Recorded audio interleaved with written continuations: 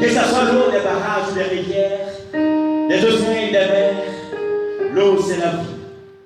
Sur cette grande priorité de la transition, qui est donc la question de l'eau et de l'assainissement, le chef de l'État a engagé toutes les structures dans ce qu'on appelle donc l'initiative La bataille de l'eau.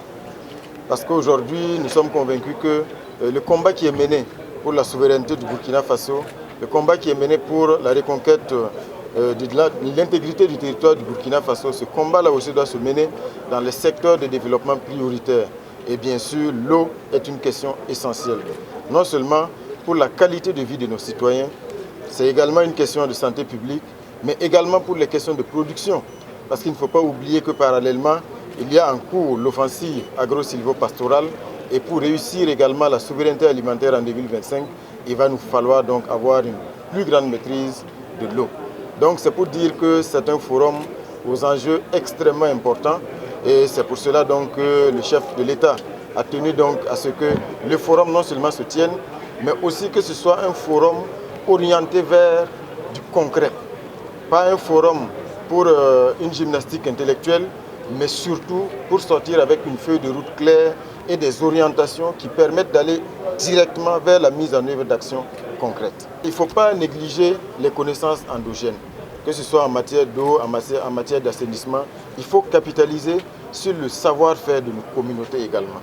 Donc il faut s'appuyer aussi sur cette dimension endogène-là, mais au niveau du ministère de l'environnement, de l'eau et de l'assainissement, c'est déjà une dynamique qui est en cours. Nous avons vu à travers les différents stands beaucoup de technicité, beaucoup d'engagement. L'enjeu aujourd'hui, c'est d'assurer une bonne coordination de toutes ces interventions pour qu'on aille tous dans le même sens et surtout qu'on soit le plus efficace possible. Nous venons de procéder à l'ouverture officielle et solennelle de la 4e édition du Forum national sur l'eau et l'assainissement qui se tient sous le très haut patronat de son Excellence le capitaine Ibrahim Traoré, chef de l'État.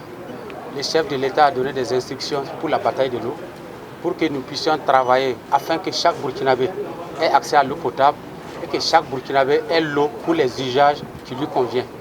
Donc le forum est très important et nous comptons sur la contribution de toutes les expertises pour que le document qui va sortir après le forum, en termes de recommandations, de feuilles de route pour la mise en œuvre, soit très édifiant. En matière d'eau, il faut prendre toute la dimension sociale et c'est pourquoi nous avons estimé que la question de l'eau peut être un facteur de paix et de cohésion. Pour les ressources qui existent, elles sont bien utilisées, elles sont bien exploitées, mais elles sont en deçà des attentes. C'est pourquoi des instructions sont données par exemple pour les barrages de Wessa. Voilà, les travaux sont en cours, barrage de Bougriba, des conventions sont en cours avec les partenaires pour que ce soit vraiment des barrages qui vont contribuer à la cohésion sociale. Donc nous estimons que les échanges qui vont sortir de ces forums-là vont donner des déclinaisons très claires pour que l'eau soit vraiment facteur de paix, de cohésion et de développement. Pour la question de l'assainissement, nous échangeons avec les partenaires, il faut changer de paradigme. Voilà, il faut inverser les choses. On ne doit plus passer tout le temps à informer les gens de changer de comportement. On doit mettre à leur disposition des infrastructures d'assainissement. Cela passe par la mise en place des stations de traitement des boues de vidange. Cela passe par la mise en place des centres d'enfouissement technique des déchets. Quand on va mettre tous ces dispositifs et les orientations sont très claires dans ce sens et nous allons y aller.